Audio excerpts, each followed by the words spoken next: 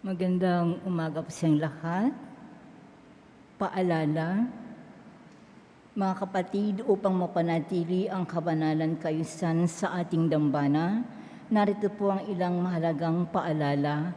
Una, iwasan po ang pagkain, pag-inom at pag-iingay sa loob ng simbahan upang mapanatili ang solemnity o ang taimtim na kapaligiran ng pananalangin. Pangalawa, itapon ang inyong mga basura sa mga nakalaang basurahan na makikita sa paligid ng dambana. Pangatlo, mahigpit na pinagbabawal ang panigarilyo at paggamit ng vape sa loob at paligid ng dambana. Maraming salamat po sa inyong kooperasyon. Tayo po ngayon ay nasa ika-20 linggo sa karaniwang panahon. Ang ating punong tagapagdiwang sa misang ito ay si Reverend Father Kenneth Dan Galyamaso, CSSR. Inaanyayang po ang lahat na sumabay sa mga awitin, tugon at panalangin sa ating pong misa. Maraming salamat po.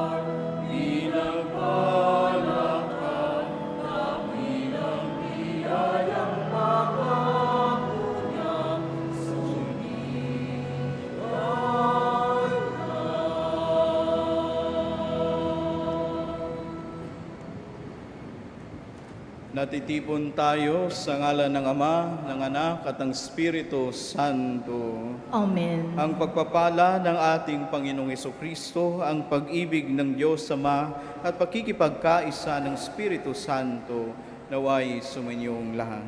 At sumayo rin. Magandang araw mga kapatid. Magandang araw po, Father. Bitbit ng ating mga pasalamat at intensyon sa Diyos ay aminin din natin ang ating mga kasalanan, pagkakamali at pagkukulang upang tayo ay maging marapat na gumanap sa banal na pagdiriwang. Inaamin ko sa makapangyarihang Diyos at sa inyo mga kapatid na lubha akong nagkasala sa isip, sa salita at sa gawa at sa aking pagkukulang. Kaya isinasamo ko sa mahal na Birheng Maria, sa lahat ng mga anghel at mga banal, at sa inyo mga kapatid, na ako'y panalangin sa Panginoong ating Diyos. Kawaan tayo ng makapangyarihang Diyos, patawarin tayo sa ating mga kasalanan, at patubayan tayo sa buhay na walang hanggan. Amen.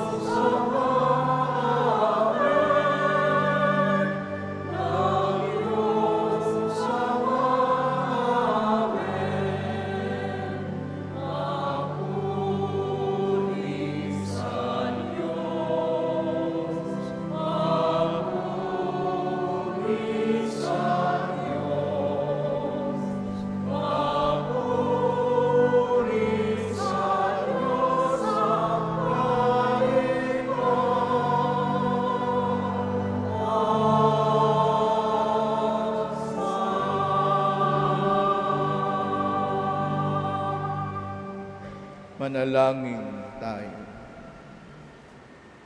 Ama naming makapangyarihan, lingid sa aming paningin ang mga inihanda mo para sa mga nagmamahal sa iyo. Padaluin mo sa amin ang agos ng iyong pag-ibig upang sa pagmamahal namin sa iyo ng higit, makamtan namin ang iyong pangakong di malirip na hindi pa sumasagi sa isip namin o panaginip. Iniluluhog namin ito sa pamamagitan ni Jesucristo kasama ng Espiritu Santo magpasawalang hanggan. Amen.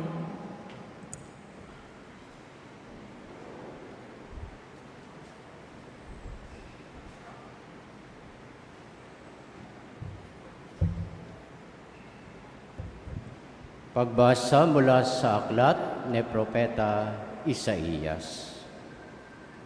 Ang sabi ng Panginoon sa kanyang bayan, ayon sa katarungan at laging matuwid ang inyong gagawin. Ang pagliligtas ko'y di na magluluwat, ito ay darating, ito'y mahahayag sa inyong paningin.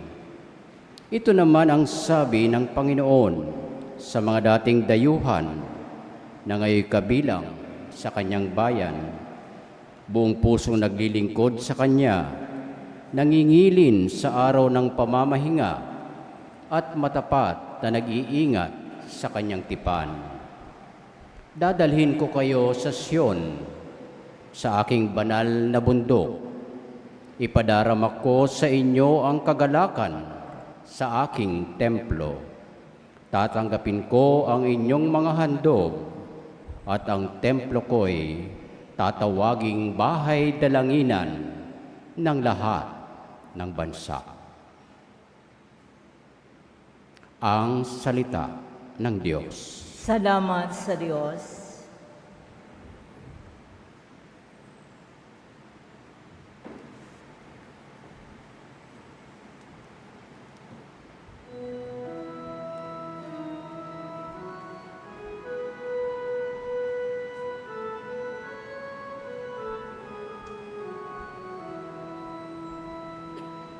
Nawa'y magpuri sa'yo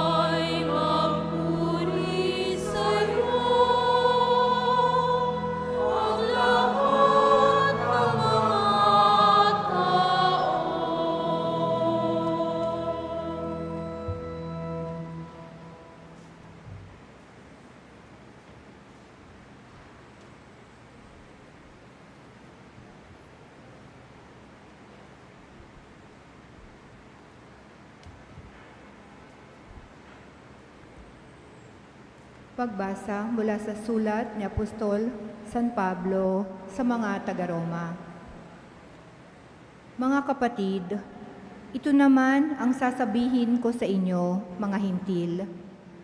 Yamang ako'y apostol ninyo, pinangatawanan ko ang aking misteryo upang magimbulo ang mga kababayan ko at sa gayoy maligtas ang ilan sa kanila. Kung naging daan ng pakikipagkasundo ng sanlibutan sa Diyos, ang pakakatakwil sa kanila, ang muling pagtanggap sa kanila'y para na ring pagbibigay buhay sa patay. Ang Diyos ay hindi nagbabago ng isip tungkol sa kanyang mga kaloob at pagtawag. Dati, masuwayin kayo sa Diyos, ngunit ngayoy kinahabagan sa panahon ng pagsuway ng mga Hudyo. Gayon din naman, sila'y naging masuwayin, ngayong kayo'y kinahabagan upang sila'y kahabagan din. Sapagkat hinayaan ng Diyos na maalipin ng kanilang kasalanan ang lahat ng tao upang maipadama sa kanila ang kanyang habag. Ang salita ng Diyos. Salamat sa Diyos.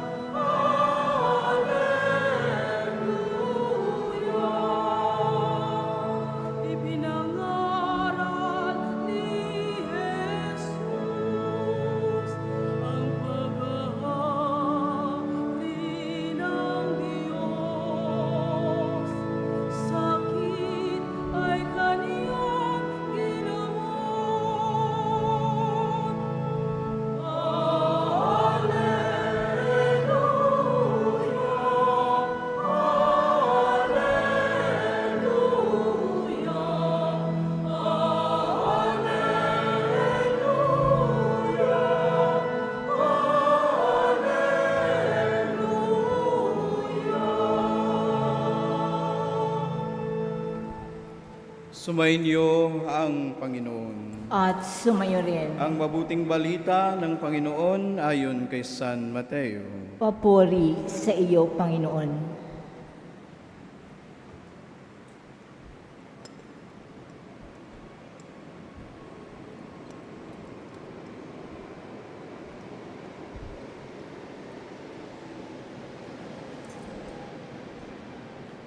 Noong panahong iyon, si Jesus ay nagpunta sa lupaing malapit sa Tiro at Sidon. Lumapit sa kanya ang isang Kananeyang nanirahan doon at malakas na sinabi, Panginoon, anak ni David, mahabag po kayo sa akin. Ang anak kong babae ay inaalihan ng demonyo at masyadong pinahihirapan. Ngunit gaputok-may di tumugon si Jesus. At lumapit ang kanyang mga alagad at sinabi sa kanya, Pagbigyan na nga po ninyo at nang umalis. Siya ay nag-iingay at susunod-sunod sa atin. Sumagot si Jesus, Sa mga tupang naliligaw ng sambahayan ng Israel, lamang ako sinugo. Ngunit lumapit sa kanya ang babae, luhumuhod sa harapan at ang sabi, Tulungan po ninyo ako, Panginoon. Sumagot si Jesus, hindi dapat kunin ang pagkain ng mga anak upang ihagis sa mga tuta. Tunay nga po, Panginoon, tugon ng babae, ngunit ang mga tuta man ay nagsisikain ng mumong nalaglag sa hapag ng kanilang Panginoon. Kaya't sinabi sa kanya ni Jesus, Napakalaki ng iyong pananalig, mangyayari ang hinihiling mo, at noon day gumaling ang kanyang anak. Mga kapatid, ang mabuting balita ng ating Panginoon. Pinupuri ka namin, Panginoong Heso Kristo. Once again, magandang umaga po sa ating lahat. Narinig natin sa Ebanghelyo ang isang babaeng Cananea na lumapit sa ating Panginoong Hesukristo. At sabi niya, ang kanyang anak ay sinasapian ng demonyo o ng masasamang espiritu. Kahit hindi kabilang sa bayan ng Israel dahil ang babaeng ito ay taga Cananea, ay hindi siya natakot na humingi ng tulong kay Jesus.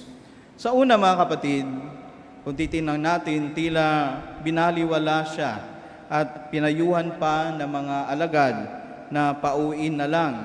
Ngunit hindi siya sumuko, hindi siyang humingi ng tulong, hindi siya nahiyang humingi ng tulong sa ating Panginoon. Instead, siya ay nagpakumbaba at nagsabi kay Jesus, Panginoon, kahit ang mga tuta man ay kumakain ng mumong nahuhulog mula sa kanilang Panginoon. Dahil dito mga kapatid, nakitaan ang babaeng ito ng matinding pananampalataya ni Jesus. Kaya dahil doon, pinagaling ni Jesus ang kanyang anak. Dito natin nakikita na ang tunay na pananampalataya, mga kapatid, ay matyaga, puno ng pagpakumbaba at hindi sumusuko. Lalong-lalo na hindi natatakot na humarap sa Diyos. Kapag lumalapit tayo sa Diyos, mga kapatid, nang may kababaang loob at pagtitiwala, tandaan natin, dinirinig tayo ng Diyos. Higit pa rito, ipinapakita din ng Diyos na ang kanyang awa at pag-ibig ay walang hanggan. God's love and mercy is infinite. Lumalampas sa lahat ng hangganan ng lahi at kultura at kahit ng ating hinaharap na sitwasyon ngayon. Dahil ang pag-ibig niya at ang kanyang awa ay walang hangganan, it goes to say na His love also and mercy goes beyond also our human understanding.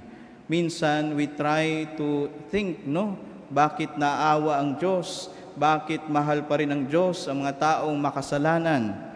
Tandaan natin, mga kapatid, na ang pagmamahal ng Diyos ay para sa lahat, hindi lamang para sa mga makatarungan. Kaya ang simbahan din po ay tinatawag na hospital ng mga may sakit. Dahil ang sakit natin ay ating kasalanan, imbis na lumayo tayo upang pagalingin ng Diyos, lumapit po tayo sa Kanya.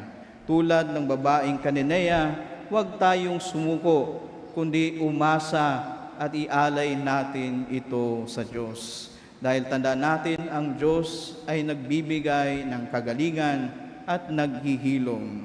Kaya, mabuti ding pagnilayan muli natin ang ating pakikitungo sa Diyos at kapwa at tanungin ang ating sarili.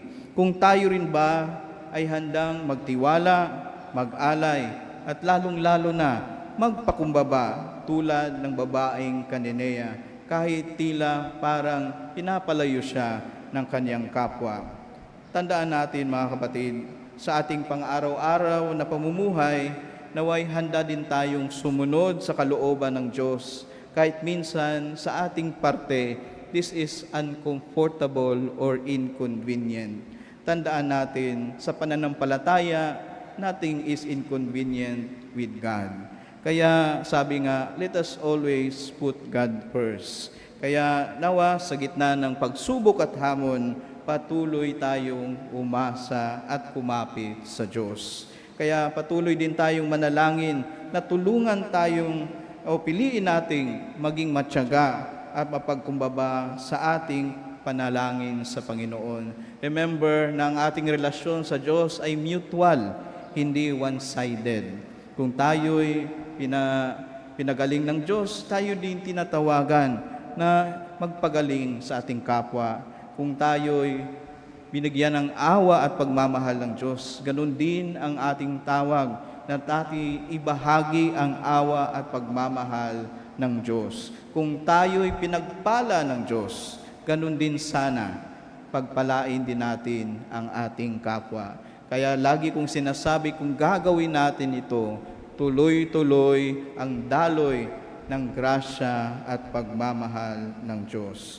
At kaya mga kapatid, sa ating pag-alis at patuloy na pagninilay sa linggong ito, naway tanggapin natin ang hamon ng Diyos na ipakita ang pananampalatayang ito sa ating mga gawa at lalong-lalo na sa ating pakikitungo sa kapwa. Lagi nating tandaan ng tunay na pananampalataya ay matyaga, mapakumbaba at hindi sumusuko. Sa ngala ng Ama, ng Anak at ng Espiritu Santo. Amen.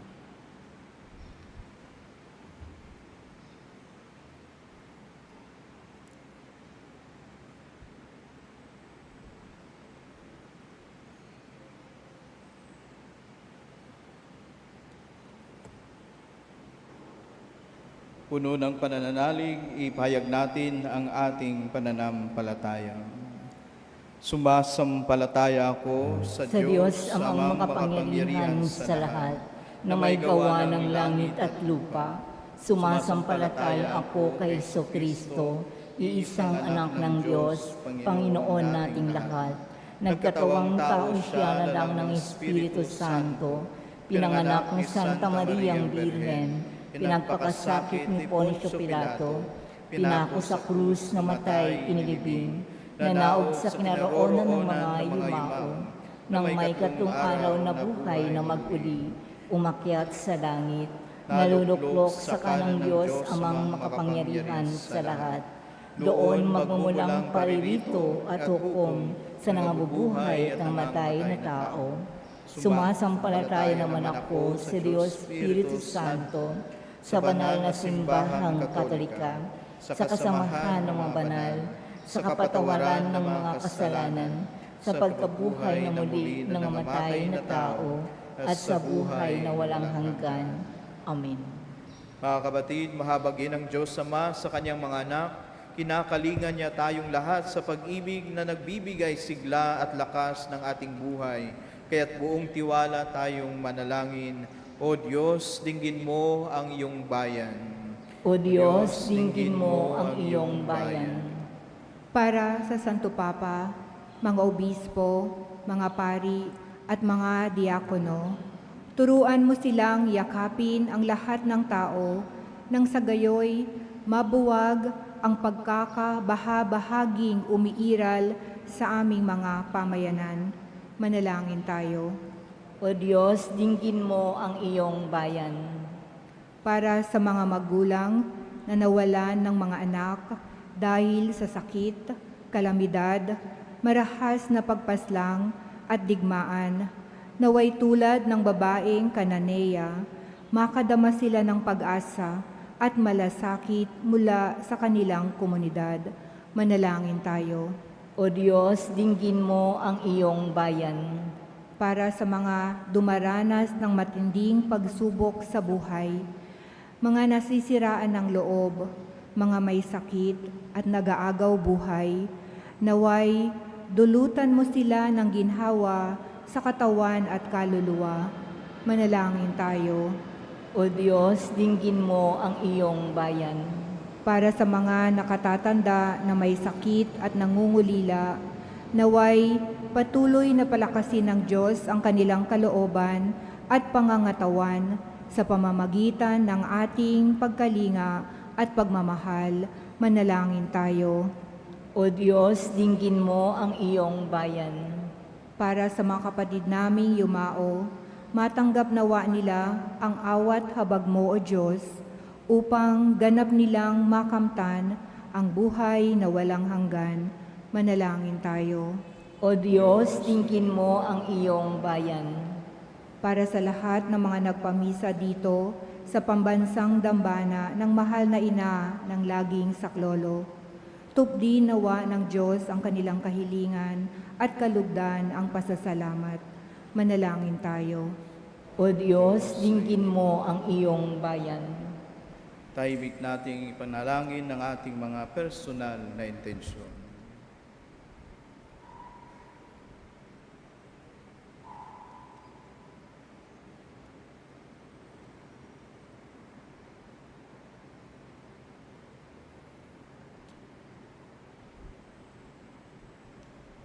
Manalangin tayo. O Diyos, dinggin mo ang iyong bayan. Ama, sa gitna ng mga pagsubok sa buhay, taos puso kaming humihiling sa iyo. Iligtas mo kami, palakasin mo ang aming loob, at gawin mo kaming tapat at mapagmahal mong mga anak. Hinihiling namin ito sa pamamagitan ni Kristo na nabubuhay at nagkahari kasama mo at ang Espiritu Santo, magpasawalang hanggan. Amen.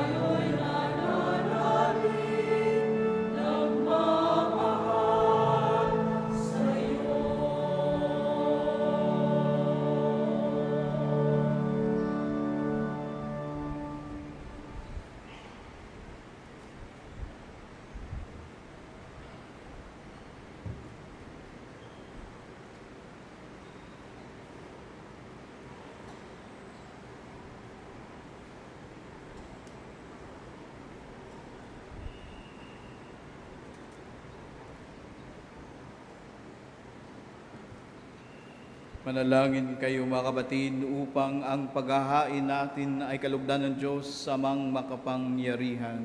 Tanggapin nawa ng Panginoon itong paghahain sa iyong makamay, sa kapurihan niya at karangalan, sa ating kapakinabangan at sa buong sambayanan niyang banal.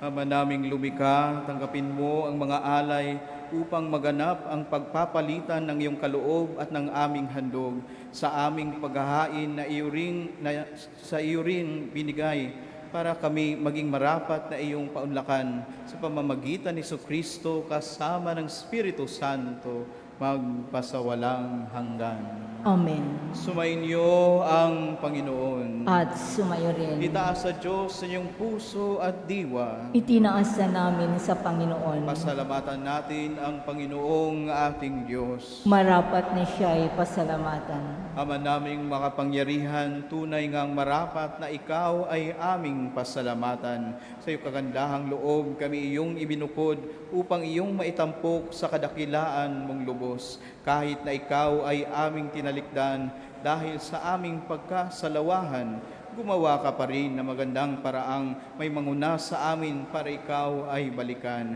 Kaya't ang iyong minamahal na anak ay naging isa sa mga taong hamak upang may kapwa kaming makapagligtas sa aming pagkahamak at pagkaligaw ng landas. Kay kaisa ng Anghel na nagsisiawit ng papuri sa iyo na walang humpay sa kalangitan, kami nagbubunyi sa iyong kadakilaan.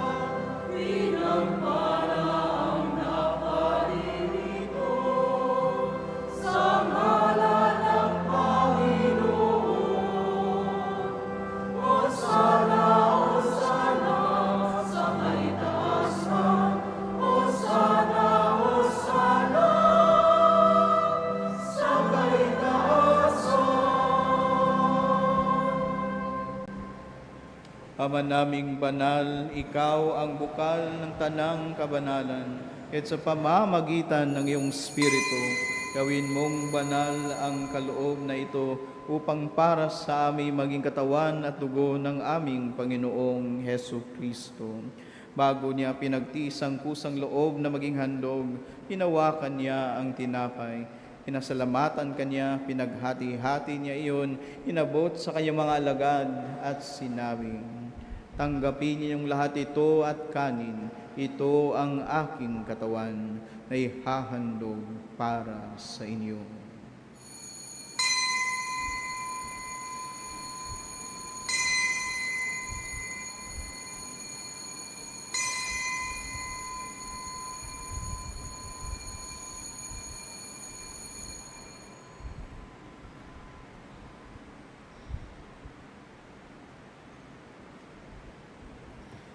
Gayun din naman, nung matapos ang hapunan, hinawakan niya ang kalis, muli kanyang pinasalamatan, inabot niya ang kalis sa kanyang mga alagad at sinabi, "Tanggapin ninyong lahat ito at inumin. Ito ang kalis ng aking dugo, ng bago at walang hanggang tipan. Ang aking dugo na ibubuhos para sa inyo at para sa lahat, sa ikapagpapatawad ng mga kasalanan. Gawin ninyo ito sa pag-alala sa akin."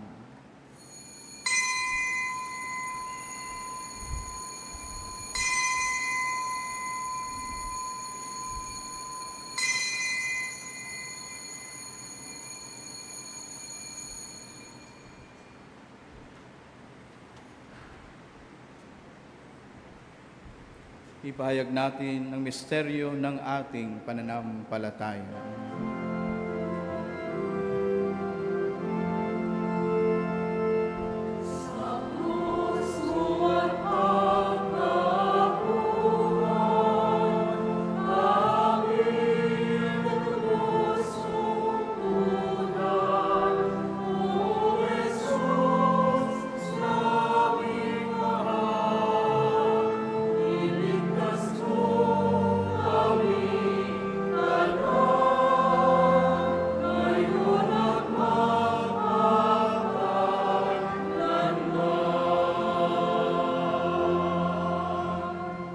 Ang mga ginagawa namin ngayon ng pag-alala sa pagkamatay at muling pagkabuhay ng iyong anak, kaya tinialay namin sa iyo ang tinapay na nagbibigay buhay at ang kalis na nagkakaloob ng kaligtasan. Kami nagpapasalamat dahil kami yung minarapat na tumayo sa harap mo para maglingkod sa iyo.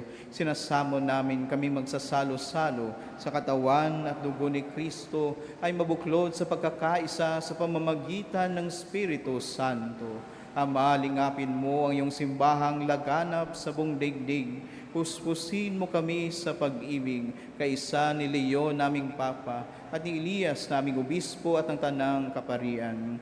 Alalahanin mo rin ang mga kapatid naming naimlay na may pag-asang sila'y muling mabubuhay, gayon din ng lahat ng mga pumanaw. Kaawaan mo sila at patuloyin sa iyong kaliwanagan. Kaawaan mo at pagindapatin kaming lahat na makasalo sa iyong buhay na walang wakas. Kaysa ng Mahal Birheng Maria, ina ng Diyos, ni San Jose na kanyang esposo, kaysa ng mga apostol at ng lahat ng mga banal na namuhay dito sa daigdig ng kalugod-lugod sa iyo. May pagdiwang nawa namin ang pagpupuri sa ikararangal mo sa pamamagitan ng iyong anak na aming Panginoong Heso Kristo.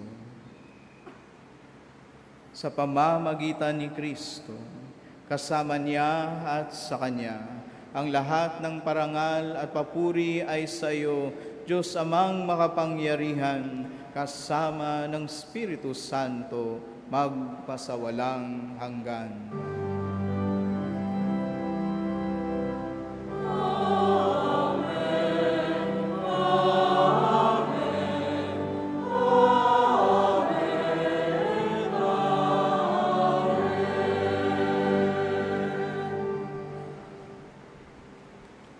Sa tagubilin naman nakagaling na utos at turo na Jesus na Panginoon natin at Diyos, ipayag natin ng lakas loob.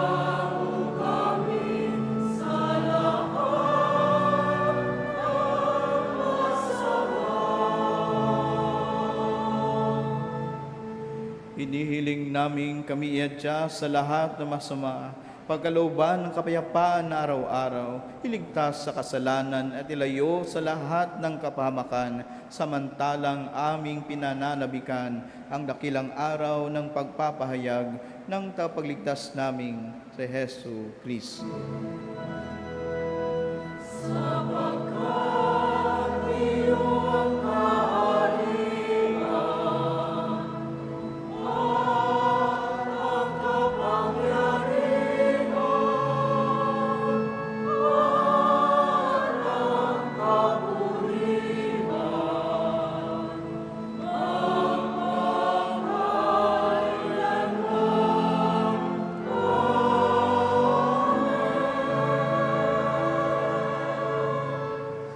Panginoong Heso Kristo, sinabi mo sa iyong mga apostol, kapayapaan ang iniiwan ko sa inyo, ang aking kapayapaan ang ibinibigay ko sa inyo. Tunghayan mo ang aming pananampalataya at huwag ang aming pagkakasala. Pagkalooban mo kami ng kapayapaan at pagkakaisa ayon sa iyong kalooban, kasama ng Espiritu Santo, magpasawalang hanggan. Amen. Ang kapayapaan ng Panginoon ay laging sumainyo. At sumayo rin. Mga kapatid, magbigayan tayo ng kapayapaan sa isa't isa. Peace be with you.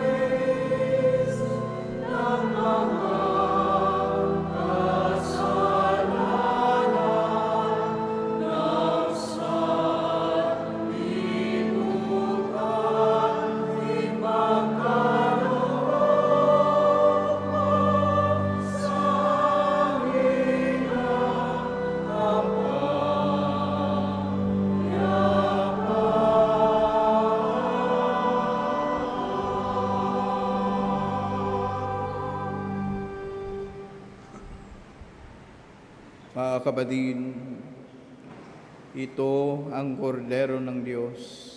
Ito ang nag-aalis ng kasalanan ng sanlibutan.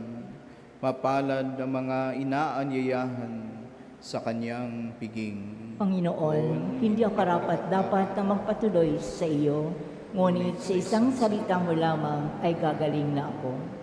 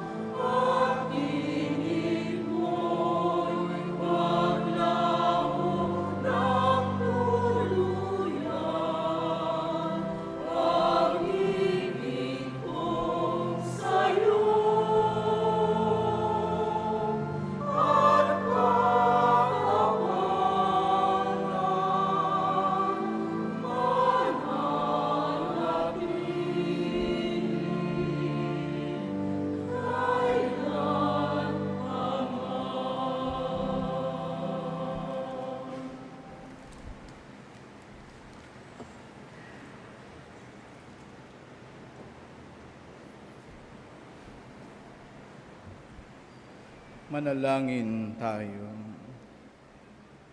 Ama naming mapagmahal, sa banal na pakikinabang, si Kristo ay aming pinagsaluhan. Hinihiling naming kami maging katulad niya sa langit, pakundangan sa kanyang pagiging aming kaparis bilang tagapamagitan kasama ng Espiritu Santo magpasawalang hanggan. Amen. Sa punto pong ito ay hingin natin ang pagbabasbas sa lahat ng mga nakatatanda. So sa konting katahimikan ay isipin po natin ang lahat ng ating mga nakatatanda at ipanalangin natin sila sa Panginoon. Magsiyuko ang mga ulo. Mapagmahal na Ama, pagmasdan mo ang mga kapatid naming nakatatanda. Pinupuri ka namin sa mga kaloob mong biyaya na ibinahagi sa kanila sa napakahabang panahon. Akayin mo sila sa kanilang buhay paglalakbay, aliwin sa kanilang kalungkutan, alagaan sa kanilang karamdaman, at palakasin sa kanilang pangungulila sa yakap ng iyong pagmamahal. Sa pagdaloy ng panahon, igawad mo sa kanila ang mapayapang pamumuhay. Hinihiling namin ito alang-alang kay Kristong aming Panginoon. Amen. Palakpakan po natin ang lahat ng ating mga nakakatanda. So, naway ang ating mga lolo't lola, lahat ng nakatatanda ay maging source ng pagmamahal at awa sa iyong pamilya at sa iyong kapwa. Amen? Amen. Sumainyo ang Panginoon. At sumayo rin. Magsiko kayo at hingin ng pagpapala ng Diyos. Pagpalain nawa kayo at ingatan ng Panginoon ngayon at magpasawalang hanggan. Amen. Naway kabagan niya kayo at subaybayan ngayon at magpasawalang hanggan. Amen. Lingapin nawa niya kayo at bigyan ng kapayapaan ngayon at magpasawalang hanggan. Amen. At pagpalain nawa kayo ng makapangyarihang Diyos sa ngalan ng Ama, ng Anak, at ng Espiritu Santo. Amen. Taglayin ninyo sa iyong pagkapalis ang kapayapaan at pagmamahal ni Kristo. Salamat sa Diyos.